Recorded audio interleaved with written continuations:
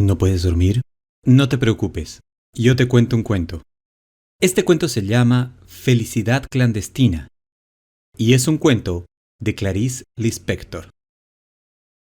Ella era gorda, baja, pecosa y de pelo excesivamente crespo, medio pelirrojo. Tenía un busto enorme, mientras que todas nosotras todavía éramos planas. Como si no fuera suficiente, por encima del pecho se llenaba de caramelos los dos bolsillos de la blusa, pero poseía lo que a cualquier niña devoradora de historias le habría gustado tener: un papá dueño de una librería.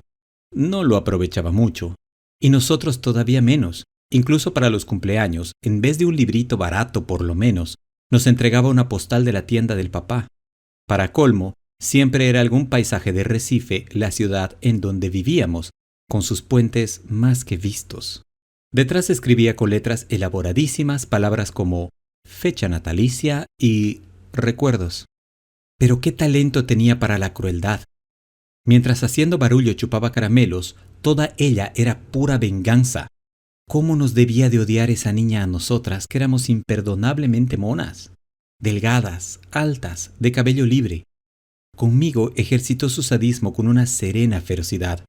En mi ansiedad por leer, yo no me daba cuenta de las humillaciones que me imponía. Seguía pidiéndole prestados los libros que a ella no le interesaban, hasta que le llegó el día magno de empezar a infligirme una tortura china. Como por casualidad, me informó de que tenía El reinado de Naricita, de Monteiro Lobato. Era un libro grueso, válgame Dios. Era un libro para quedarse a vivir con él, para comer, para dormir con él, y totalmente por encima de mis posibilidades. Me dijo que si al día siguiente pasaba por la casa de ella, me lo prestaría.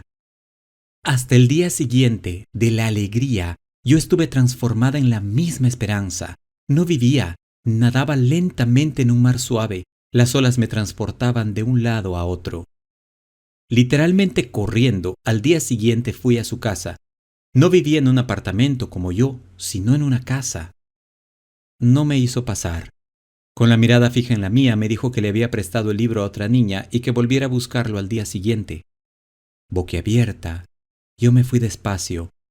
Pero al poco rato la esperanza había vuelto a apoderarse de mí por completo y ya caminaba por la calle a saltos, que era mi manera extraña de caminar por las calles de Recife. Esa vez no me caí. Me guiaba la promesa del libro. Llegaría al día siguiente. Los siguientes serían después mi vida entera. Me esperaba el amor por el mundo. Anduve brincando por las calles y no me caí una sola vez. Pero las cosas no fueron tan sencillas. El plan secreto de la hija del dueño de la librería era sereno y diabólico. Al día siguiente, allí estaba yo en la puerta de su casa, con una sonrisa y el corazón palpitante. Todo para oír la tranquila respuesta: que el libro no se hallaba aún en su poder, que volviera al día siguiente. Poco me imaginaba yo que más tarde, en el transcurso de la vida, el drama del día siguiente iba a repetirse para mi corazón palpitante otras veces como aquella. Y así seguimos. ¿Cuánto tiempo? No lo sé. Ella sabía que mientras la hiel no se escurriese por completo de su cuerpo gordo, sería un tiempo indefinido. Yo había empezado a adivinar, es algo que adivino a veces, que me había elegido para que sufriera, pero incluso sospechándolo, a veces lo acepto como si el que me quiere hacer sufrir necesitara desesperadamente que yo sufra. ¿Cuánto tiempo? Yo iba a su casa todos los días sin faltar ni uno. A veces ella decía: pues el libro estuvo conmigo ayer por la tarde, pero como tú no has venido hasta esta mañana, se lo presté a otra niña. Y yo, que no era propensa a las ojeras, sentía cómo las ojeras se ahondaban bajo mis ojos sorprendidos. Hasta que un día, cuando yo estaba en la puerta de la casa de ella, oyendo silenciosa, humildemente su negativa, apareció la mamá. Debía de extrañarle la presencia muda y cotidiana de esa niña en la puerta de su casa. Nos pidió explicaciones a las dos. Hubo una confusión silenciosa, entrecortada de palabras poco aclaratorias. A la señora le resultaba cada vez más extraño el hecho de no entender, hasta que esa mamá buena entendió por fin. Se volvió hacia la hija y con enorme sorpresa exclamó: «Pero si ese libro no ha salido nunca de casa y tú ni siquiera quisiste leerlo». Y lo peor para esa mujer no era el descubrimiento de lo que pasaba. Debía de ser el horrorizado descubrimiento de la hija que tenía. Nos observaba en silencio, la potencia de perversidad de su hija desconocida, la niña rubia de pie ante la puerta, exhausta, el viento en las calles de Recife. Fue entonces cuando, recobrándose al fin, firme y serena, le ordenó a su hija: «Vas a prestar ahora mismo ese libro, y a mí, y tú te quedas con el libro todo el tiempo que quieras. ¿Entendido?». Eso era más valioso que si me hubieran regalado el libro. El tiempo que quieras.